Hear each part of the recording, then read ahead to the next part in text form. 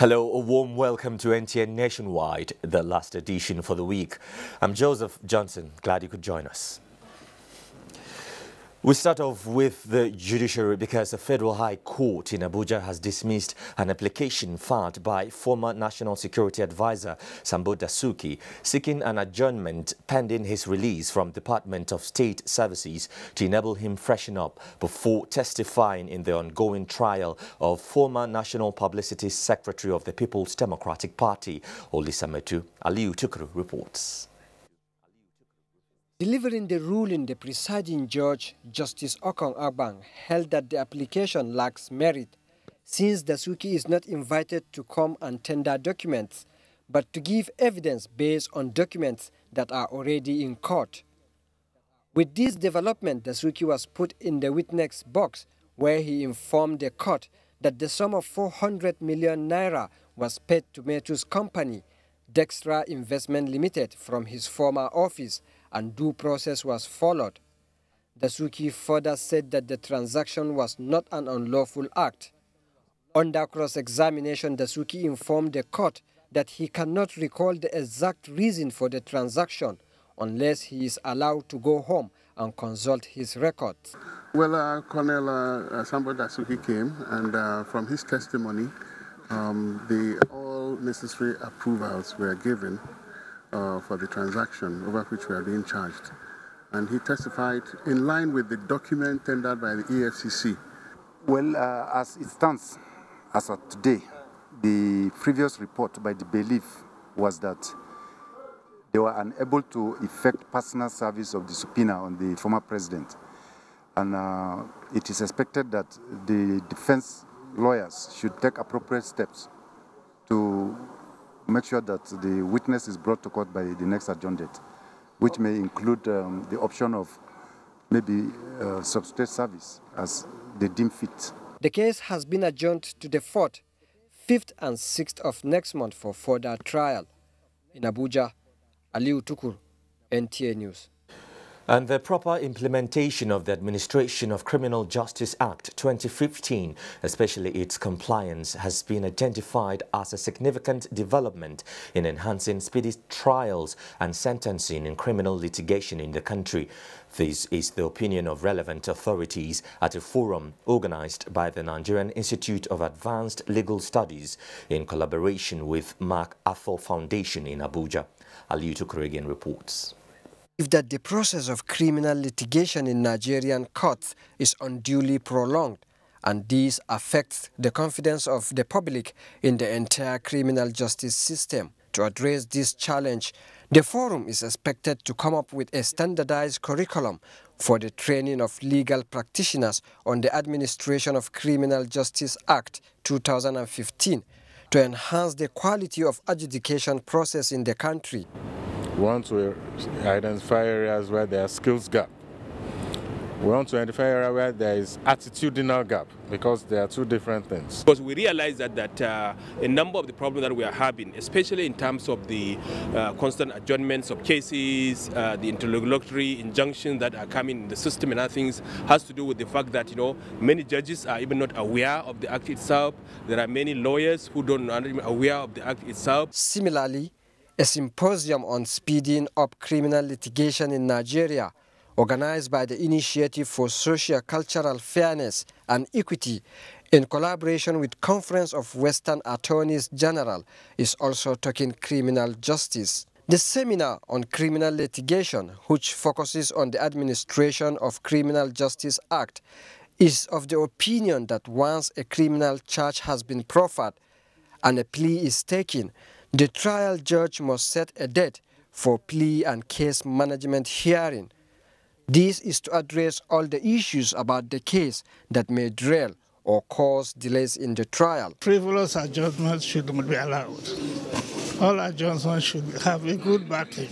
But then also encourage both our partners in America and our partners in Nigeria to actually implement those rules, to actually try and progress with these cases. One of the things that we've tried to do is to support the anti-corruption agencies with strategy manuals that help them to prepare their cases very well. Relevant authorities are saying that a little bit of reform on the act is needed to address its challenges and the entire criminal justice system. In Abuja. Turning to the legislature, where the House of Representatives ad hoc committee investigating the production, distribution and marketing of drinks in Nigeria has suggested enforcement by regulatory agencies to ensure that Nigeria does not become a dumping ground for soft drinks that might be harmful for consumption. The chairman of the committee, who is also the House leader, Femi Gbajabiamila, stated this at the close of the three-day investigative hearing. National Assembly correspondent Rabi Musa completes the story. The investigative public hearing had in attendance NAFTA, Consumer Protection Council, Standards Organization of Nigeria, and the Nigerian Institute of Food, Science and Technology, among other regulatory agencies, who would explain their various roles in ensuring that standards are maintained in the production and marketing of drinks in Nigeria. The chairman of the ad hoc committee, Femi Gbajabiamila, represented by Razak Atunwa, observed that the regulatory agencies were carrying out similar functions without synergy, thereby creating gaps. Some of the interactions has led to some degree of consensus about things that are safe and acceptable levels of additives and colorants in our drinks. We shouldn't assume that things that are imported are good for us. We've discovered there's some lapses from the regulators in terms of enforcement. The president of the Nigerian Institute of Food, Science and Technology recommended that the National Assembly should revisit the law establishing the regulatory agencies. Because there is no synergy, there is no actual relationship with NAFDAC, SON or CPC or anybody, you find that we are not blending very well. Also, the National Assembly needs to work on the laws that set up such agencies because some of them have conflicting areas. The committee is expected to present its report on the floor of the House. Rabi Musa, NTA News. Meanwhile, the Minister of State for Health, Osage Ehanire, says that the ministry has no role in the administration of the State House Medical Center. He stated this before the House ad hoc committee investigating the State House Clinic and the alleged illegal deductions from the salaries and allowances of the medical staff at the center. National Assembly correspondent Ifeanyi Zumba reports. The investigation is aimed at addressing the low-capacity issue earlier leveled against the center. The committee therefore seeks to know how the center was established and the principal purpose for its establishment and other matters. Federal Ministry of Health is not directly in charge and is not the one in oversight, so we cannot say what the state is. Permanent Secretary State House Jalal Arabi told the committee that in the past, the overall headship of the center was reposed on the chief physician to the head of state, but the current administration separated the office from the headship and appointed a medical director specifically to head the center. The staff working at the State House Medical Center are categorized into two, the regular and the non-regular, those we call the ad hoc staff. The total appropriation for the State House Medical Center for the period 2015 to 2017 for overhead was 465,935,358 naira. Total releases was 305,695,253 naira 60 kobo. And out of this, total expenditure was 152,656,949 naira 56 kobo. We want to ensure that at least the issue of the health sector in this country is looked into. We want to make sure that whatever we get there will be a starting point, to making sure that other places are better. Members of the committee stressed that they will make recommendation and report back to the House. The investigation continues. From the National Assembly, Ifeanyi Zumba, NTA News. In the meantime, the Minister of the Federal Capital Territory, Abuja, Muhammad Bello, has presented a 222.33 billion naira 2017 budget proposal to the Senate Committee on FCT. National Assembly correspondent Kenneth Nanim reports that the minister also provided explanations on the performance of the 2016 appropriations.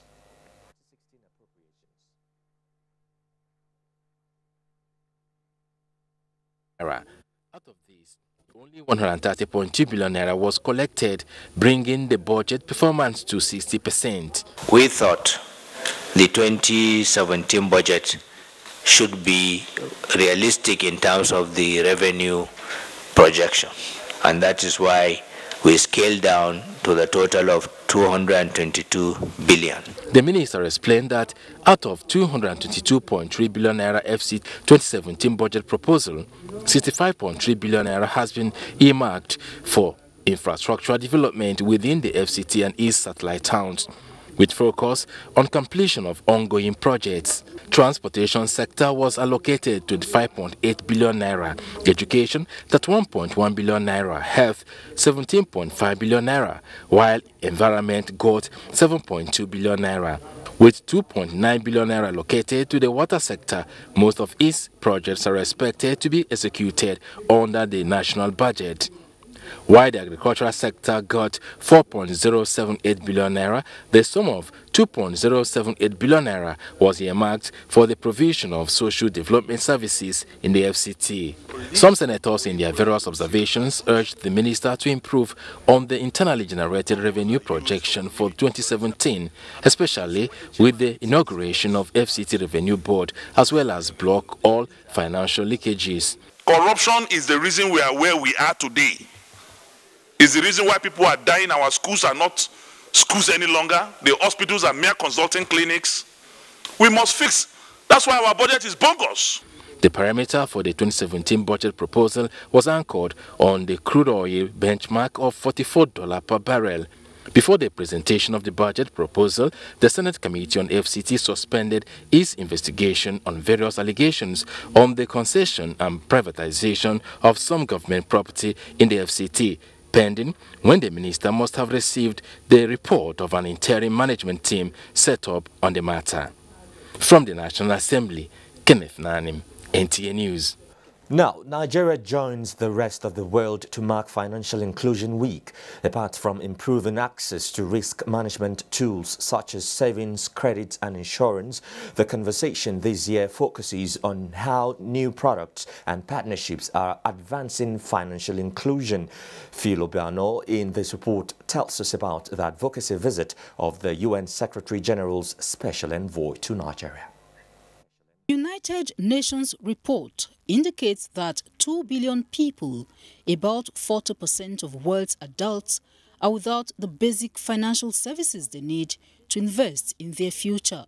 In Nigeria, less than 5% of over 37 million existing micro, small and medium-scale enterprises, MSMEs, have access to credit in the financial system. The United Nations Secretary General's Special Advocate for Inclusive Finance for Development, Queen Maxima of the Netherlands, remains unrelenting in advancing access to affordable, effective and safe financial services since 2009.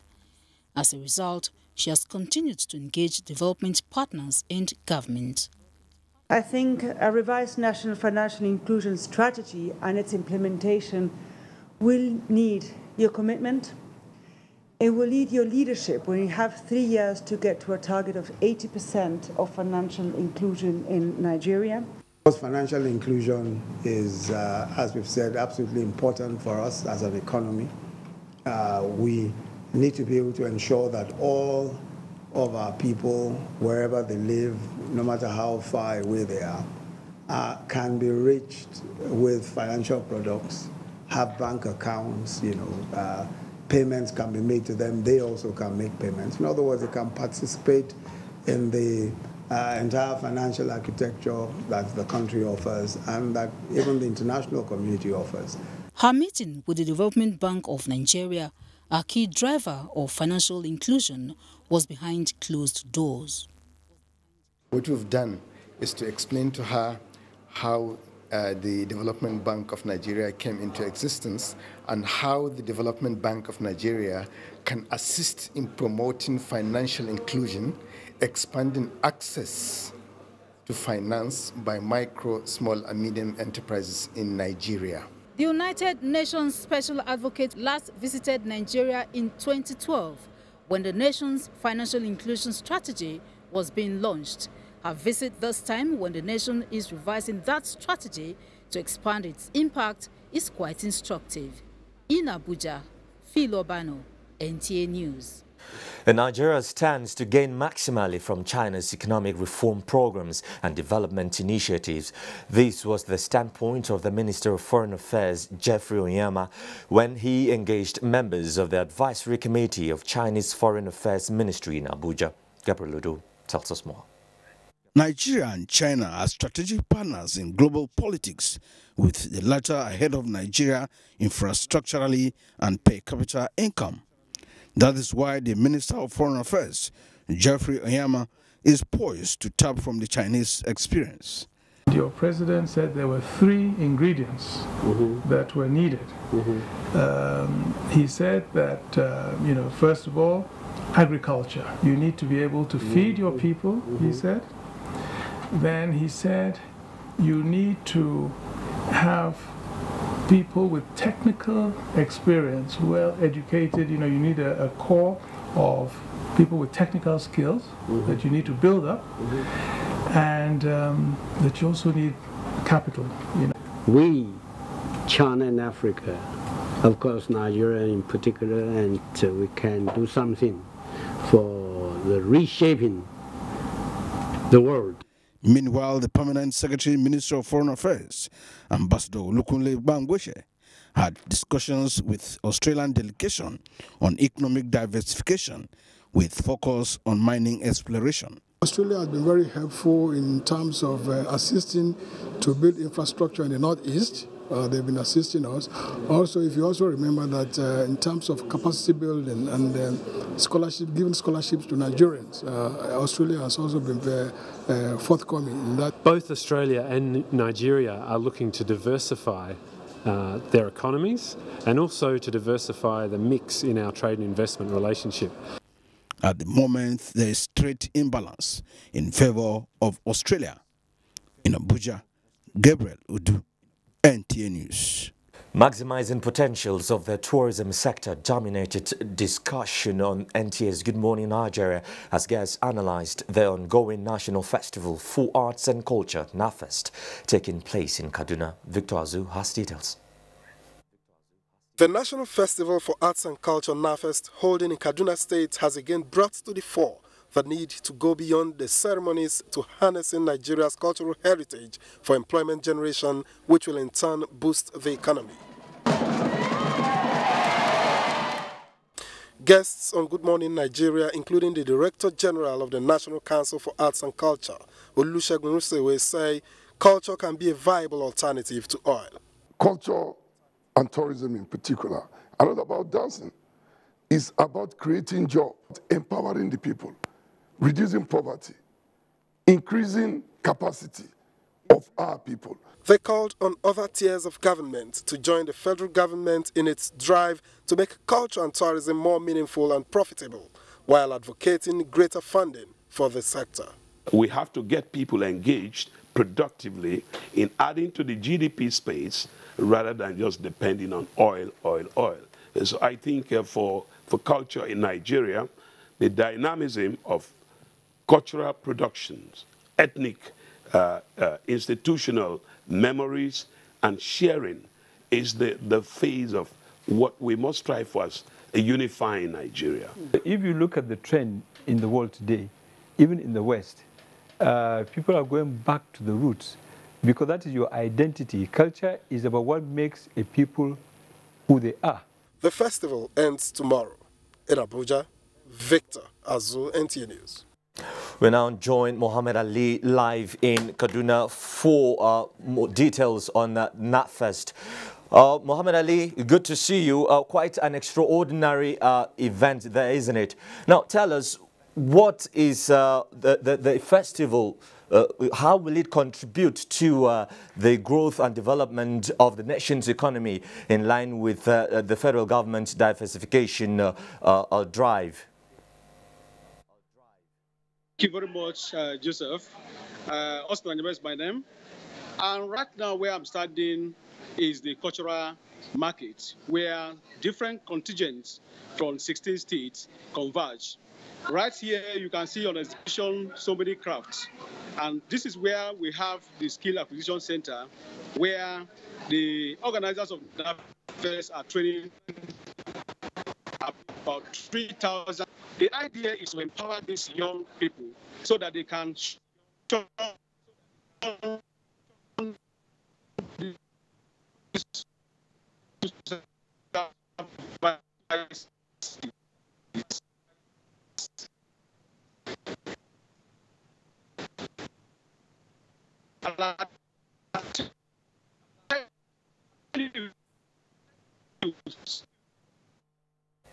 I apologize for the poor audio quality from Kaduna, where Osina Yebe was trying to put us through on how the festival contributes towards the growth and development of the nation's economy, of course, in line with the president's diversification drive. Now, let's join Lagos now for the next set of stories on Nationwide. And of course, Damola is standing by. Damola. Thank you, Joseph. Good afternoon and a warm welcome to Lagos. Arising from the National Congress of the Chinese Communist Party, which rounded off in October this year, Consul General of the People's Republic of China in Lagos said a new era of strategic partnership between China and Nigeria has been established. He said this while briefing newsmen on the outcome of the Communist Party Congress and its effect on partnership between the two countries in Lagos. Musa Toliad has the details. The Consul General, People's Republic of China in Lagos, said the Communist Party Congress paved the way for the election of a new central leadership which is interested in boosting global partnerships and opening up China's economy to attract foreign investments. He said with the latest development comes a 5-year roadmap to transform China's economy and foster strategic partnership with Nigeria. More and more Chinese businessmen, the company, to come here to explore the possibility of investment. So the potential for cooperation is huge. Although bilateral trade volume between China and Nigeria reached $8.94 billion between January and August this year, China's Consul General in Lagos stressed that the 19th Congress of the Communist Party took into account the need to assist Nigeria in our various economic policies with a view to revamping the economy.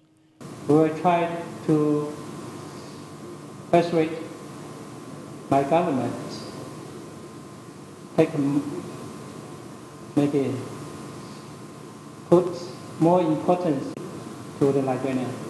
He submits that China remains firm in its commitment to strengthening cooperation with other countries based on the principles of symbiotic relations to preserve world peace. In Lagos, Musa Tolian, NTA News. The Nigerian Security and Civil Defense Corps has arrested six suspects who allegedly tampered with electrical cables in Lagos. The commandant in Lagos, Tajuddin Balogun, who disclosed this while briefing newsmen, said the arrests were made in collaboration with Eko and Ikeja distribution companies. Imoleayo Tokede has the details. The Commandant of the Nigerian Security and Civil Defense Corps, Tajuddin Balogun, said the 6 suspects were caught tampering with some properties that belongs to the Eko distribution company. He added that the suspects were also involved in illegal tapping of electricity at different areas in Lagos. Based on our continuous surveillance and synergy with the populace around the area, in conformity with also Ikeja and Eko distribution company, that is how the arrests were made. One of the suspects, Ike Ikaramo, who allegedly stole computers from an electricity distribution company, claims he was instigated by a friend. We were selling gala before, so we used to pass on the bridge. So when we saw the place, he said that we should go there. Each time we didn't have work, we should go there and carry something. Another suspect, Okon Oneyo, a technician, confessed to forging electricity payments receipts for about 5 months. The money I was meant to pay for bill, I just use it and just get the receipt so that in case they don't want come to cut my light, I can just see maintain power. Other cases reported by the NSCDC is that of electrical contractors who attempted tampering with electricity cables at Festac area and Ojedu Bega. I was called by a community that should come and help them to fix the drop wire. The commandant further advised citizens to work together to support the government and report suspicious activities in their areas. In Lagos, Imole Ayotokide, NTA News.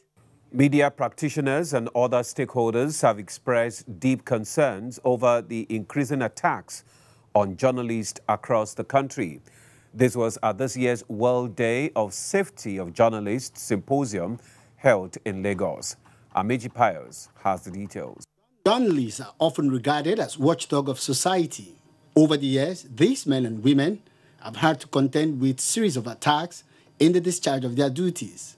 These attacks are often perpetrated in non-conflict situations by organized crime groups, making local journalists among the most vulnerable in society. These attacks include murder, adoption, harassment, intimidation, and illegal arrest and detention, thereby violating the right of journalists. Journalists should not align with parties in battles that are not social. The focus of this gathering is to create awareness on the plight of men of the pen profession.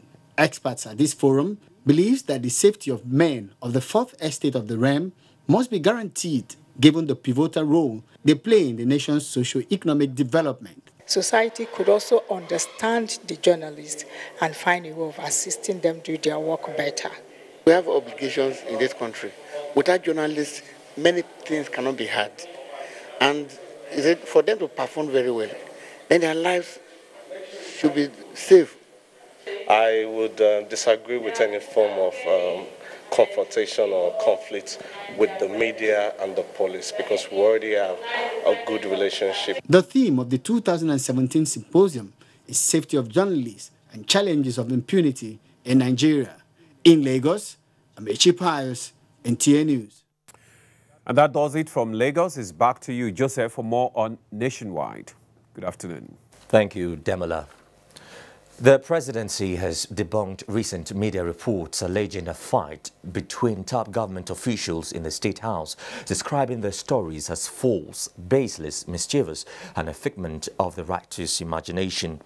Addressing journalists on the issue, the Senior Special Assistant to the President on Media and Publicity, Malam Garba Shehu, expressed disappointment over the fabrication, which he said is below the level of responsible journalism.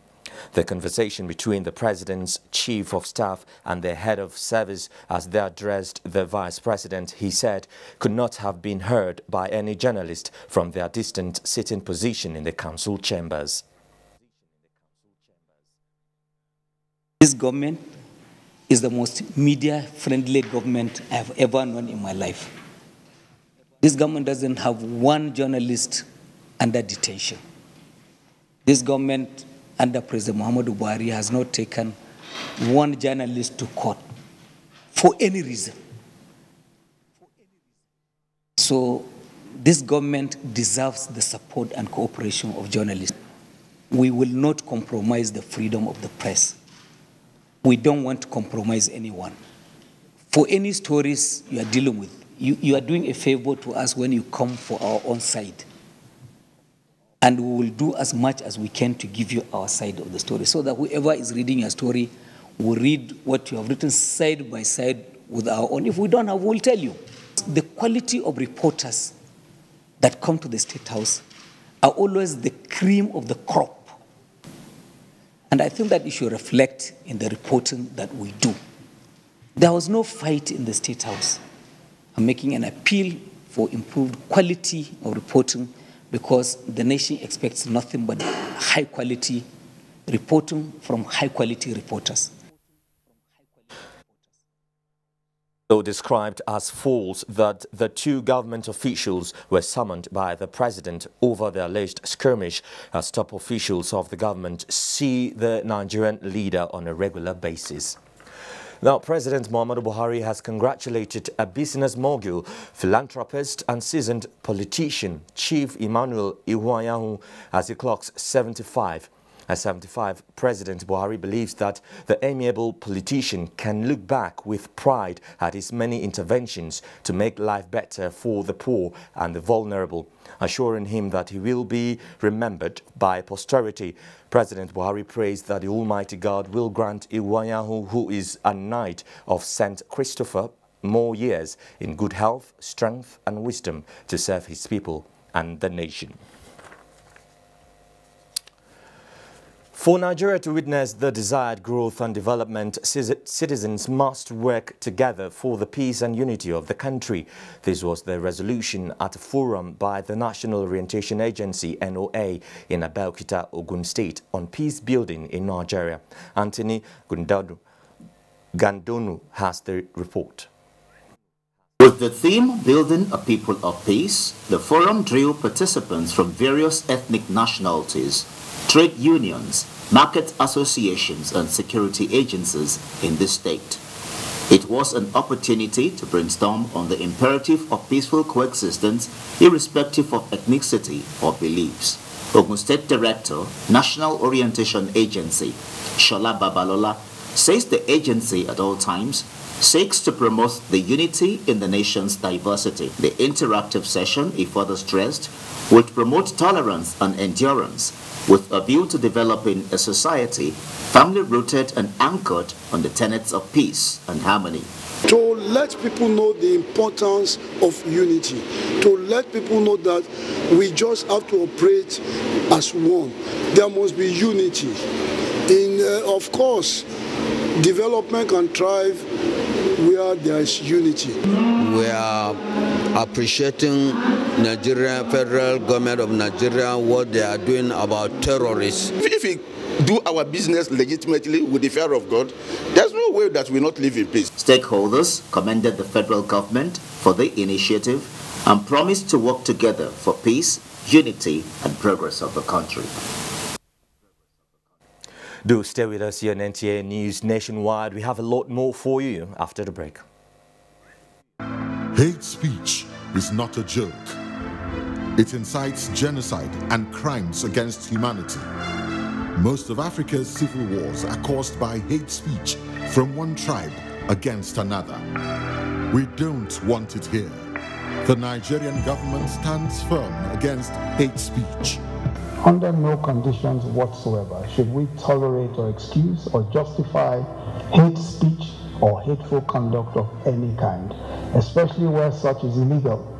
There's no doubt that the resurgent push for separatism, as well as the rising cases of ethnic and religious disharmony, are all traceable to the growing phenomenon of hate speech. One nation bound in freedom, peace and unity. Nigeria, one nation, one people. This is a public service announcement brought to you by NTA.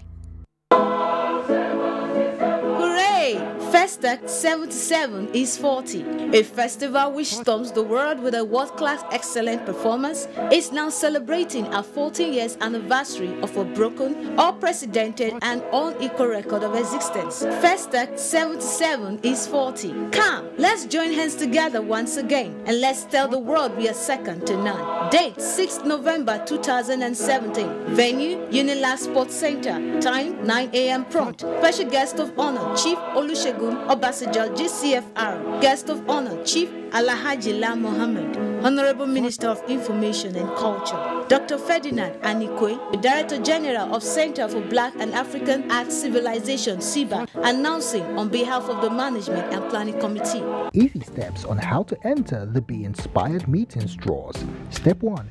Download FGNI app from Apple Store or Google Play Store. Step 2. Go to the Be Inspired section and scroll down. Step 3. Click on one of the following options. A. Accept terms and enter draw NGN card if you want to pay with a Nigerian bank card. Complete all relevant sections. Click on Pay, select Pay with Card, enter your card details and complete the payment process. Or select Pay with Bank, select your bank and complete the payment process. B. Accept terms and enter draw NGN bank. If you have paid over the counter at any UBA branch and you have a UBA bank deposit slip, complete the relevant sections, including bank deposit slip number. Click Submit to complete the payment process. Or C. Accept terms and enter drawer. PayPal. Log into your PayPal account and complete the payment process. Honey, let's just pay now. The kids are bored. I am too. We're traveling next week. We can't just waste money like that and subscribe for a month when we won't be around to use it. Worried about wasted subscription? Then make a smart choice by paying for when you want with our groundbreaking new StarTimes Pay Per Day package. You can now pay for exactly how long you want. A day, 2 days, a week? The choice is yours.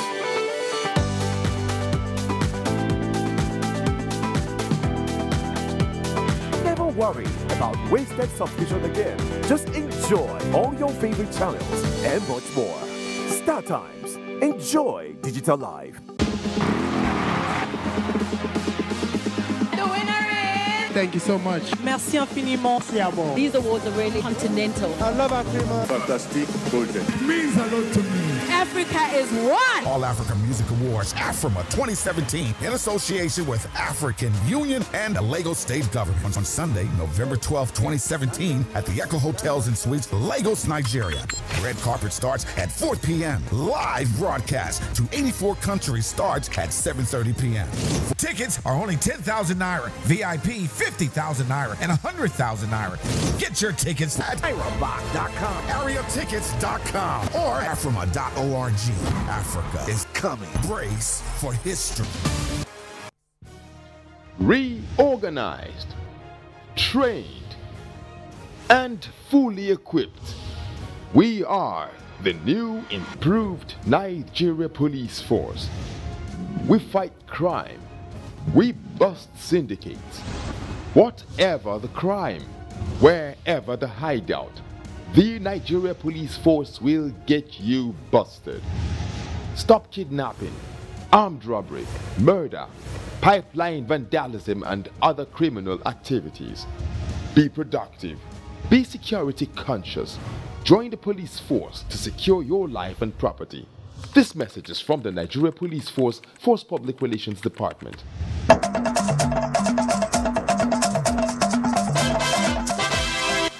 Thanks so much for staying with us. You're watching Nationwide. NOA campaign train on peace building Lords Edo State as Agatha in our Benin Network Center takes us through. There's another report. Agatha, you're on.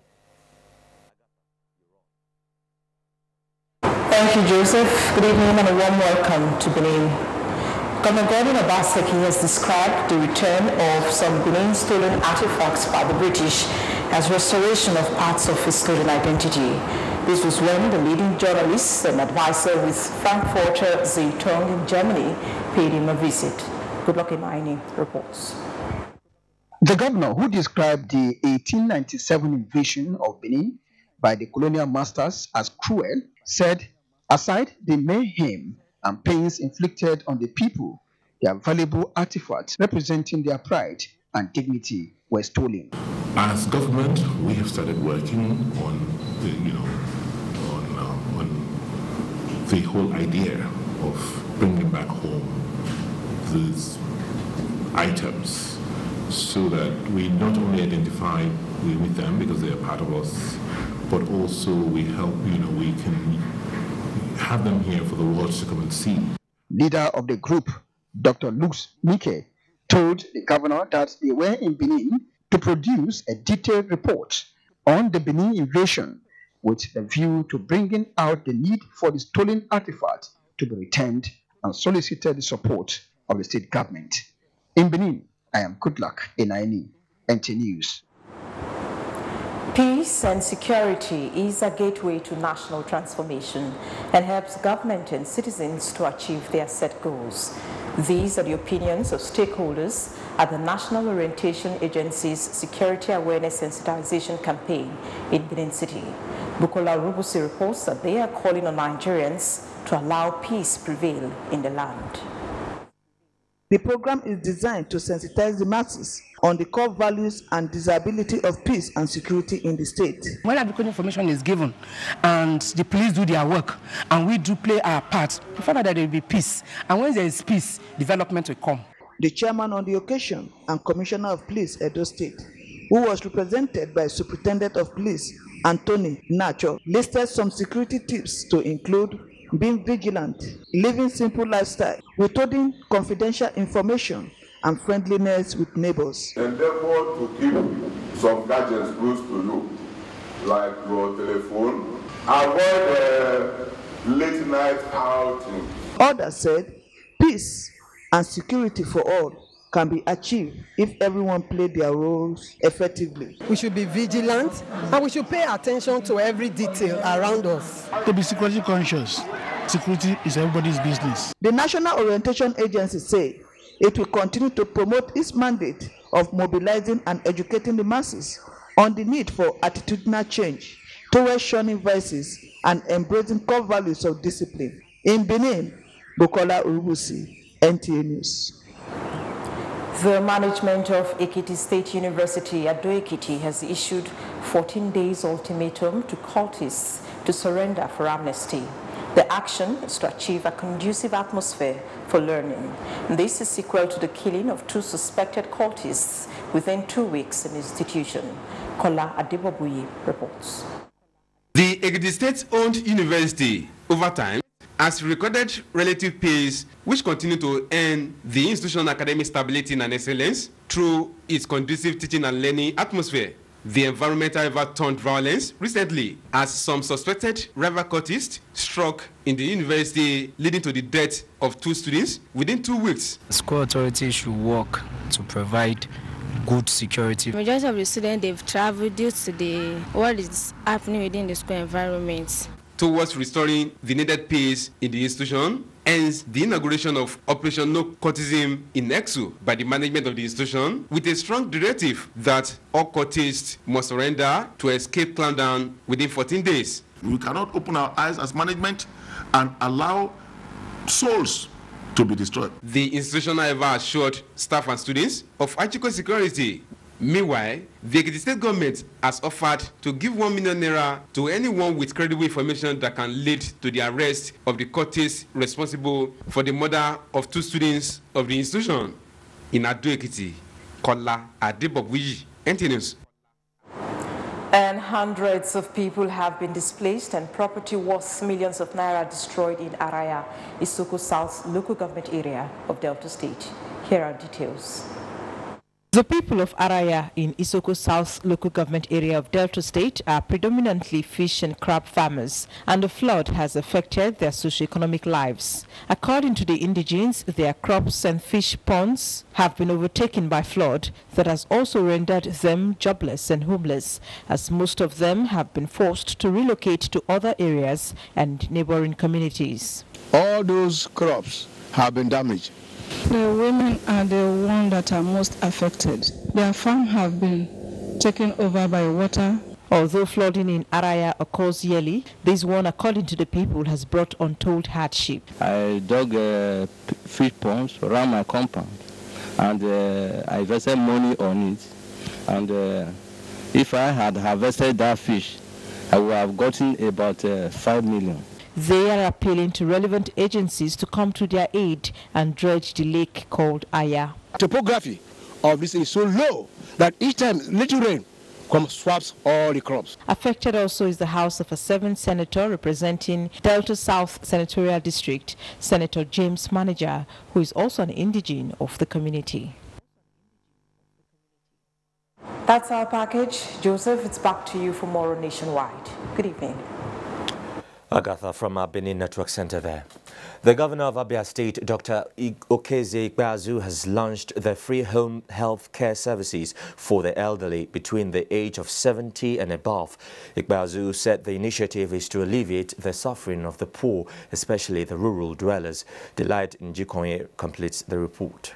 Okeze Ikpeazu, who launched the free home health care services for the elderly in the state, said henceforth the old ones in need of medical attention in all the local government areas of Abia State will be attended to in their various homes by trained medical personnel. Ikpazu noted that free home health care delivery will cater for diabetes, cancer, arthritis, fracture, stroke, and other health challenges.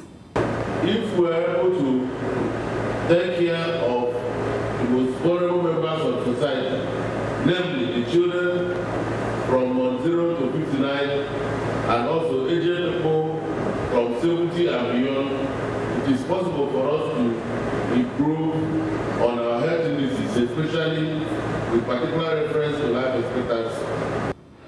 Minister of Health, represented by the Chief Medical Director of Free Medical Services, Dr. Chukwu Abali, applauded this pilot project for the vulnerable in the state and advised the state government and other agencies concerned to sustain this program.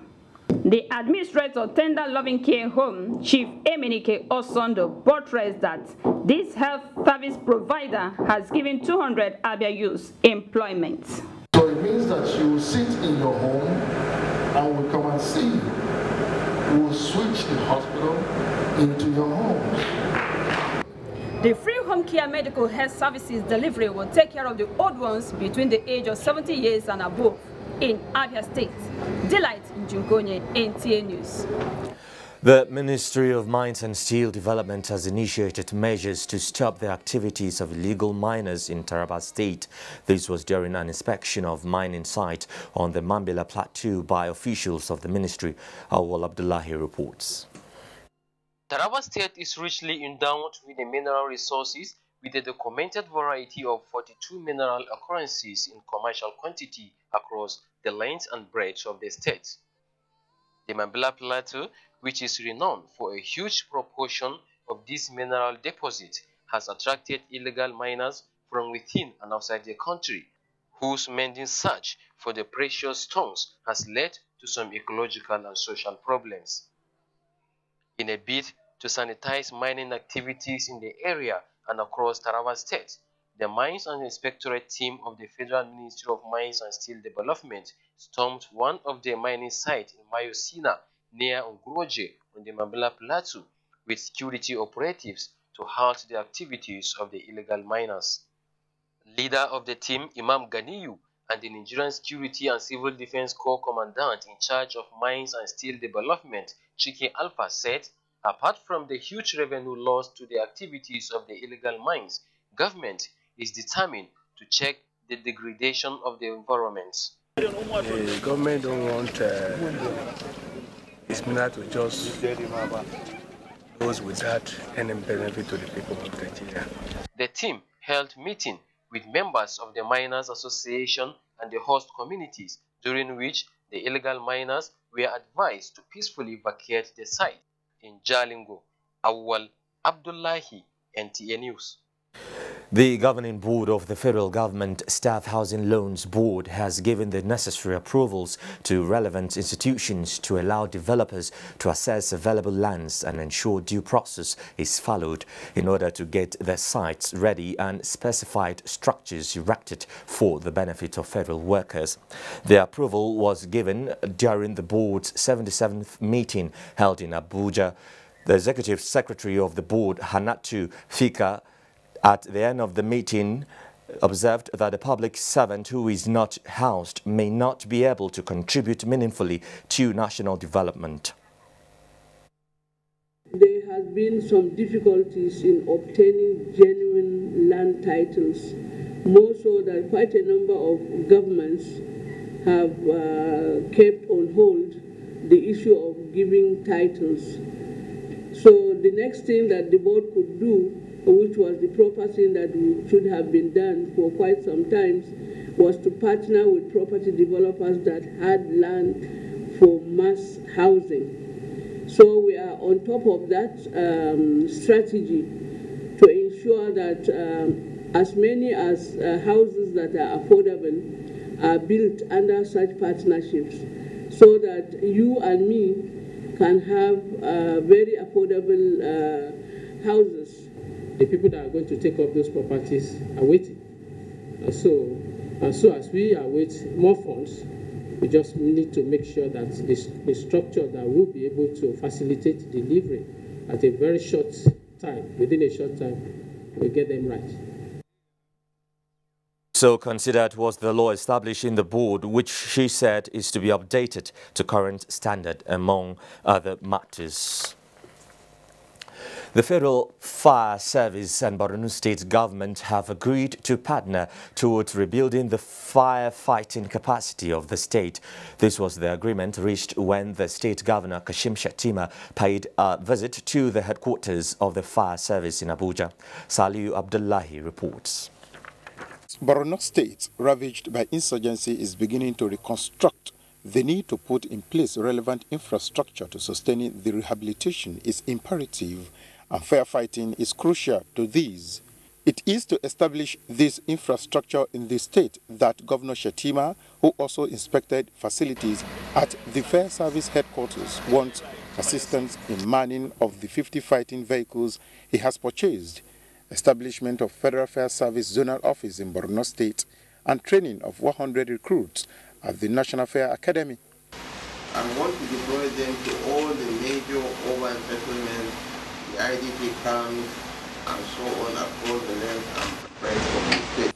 An obviously delighted Controller General of the Federal Fire Service, Joseph Garuba, who commended Governor Shettima for his commitment to safety and security of Borno people, promised support in the areas requested, saying arrangements will commence immediately.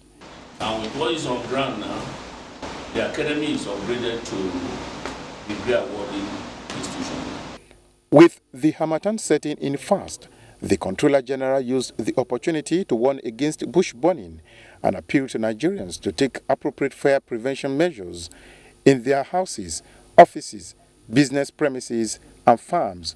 In Abuja, Salihu Abdullahi, NTA. Now let's get to some of the other stories making the news around the world with Uche Nwizu as our guide.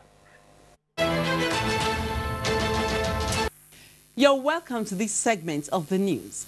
Prosecutors have tabled an appeal to the South African Supreme Court for a longer and stiffer prison sentence for the disgraced Paralympic gold medalist Oscar Pistorius. The prosecutors argue that the 6-year prison sentence handed to the Paralympian for murdering his girlfriend Rivers Timcam be lengthened to 15 years due to the brutality of the crime.